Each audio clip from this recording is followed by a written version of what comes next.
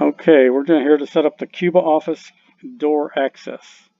On your website, go to brivos.com, brivo.com.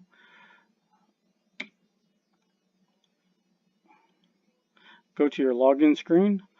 That's where you log in with your username. And you will need your password. This is a secure password, so don't give it to people. You'll log in and you go to create a new user. You will need the first and last name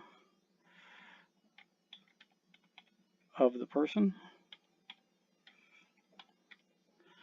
and hit save identity. From there, you want to pick your credentials.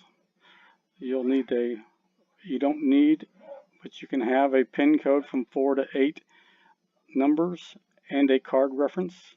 They are optional. You can do one or the other, or you can do both. If you pick your card number, you enter a card that the PIN number off the card, and then hit add. It will tell you if it's accepted.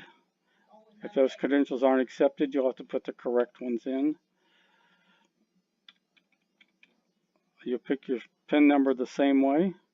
Your PIN number has been saved, and it'll actually show you what it is at the bottom, the date it was created, and if you want a stop date, you can actually set the stop date for any date that you want, and the code or card will stop at that time.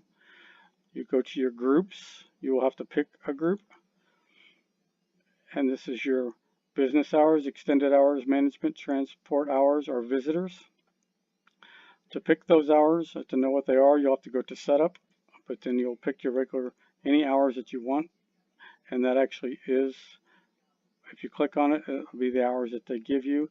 It'll tell you there what your regular business hours. You go back to your credentials. Make sure that your codes and everything are set up the way you want to. The identity is the name of the person, and that is how you set up the door access code. Okay, this is how to remove someone from the door access code. You log back into your brivos.com, hit your enter, comes back up to your username. Use your password. Again, it's a secure password. And push login. You go to find a user, or up here to username. You go to user directory. Find the user that you would like by clicking the letter of the last name. We are going to remove John Doe.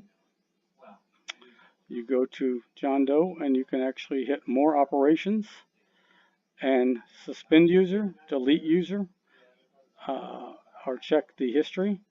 Actually, you can go to credentials and remove the PIN.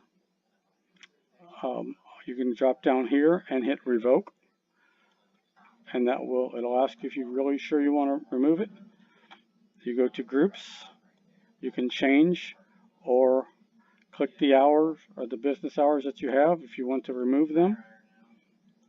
You click that. It'll ask if you want to do that. And then if you want the entire thing removed, you go to suspend user or delete user. It'll ask if you're sure you want to do that. You click to yes, and all rights will be revoked, and it's like they never existed. And that is how you remove someone from the door access system.